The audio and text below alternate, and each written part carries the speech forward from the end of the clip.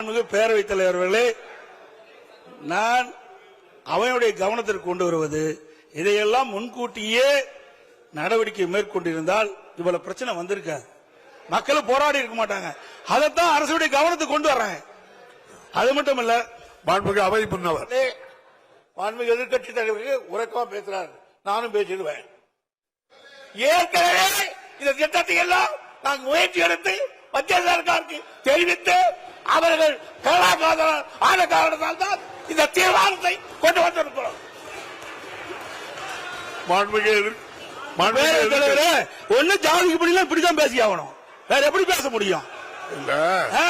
என்ன பேச முடியும்? உங்களுக்கு சரக்கு இருந்தாலும் பேச முடியும். நீங்க முதலமைச்சர் ஒன்றுக்கும் வார்த்தையெல்லாம் ஏற்படுத்தாண்டா.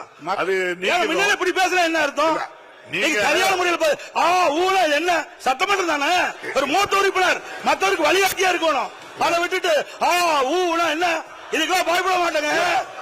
மக்களுடைய பிரச்சனை உயிரை கொடுத்தாலும் காப்பாற்றணும். நீங்களும் அதே வார்த்தை என்ன நடக்காது.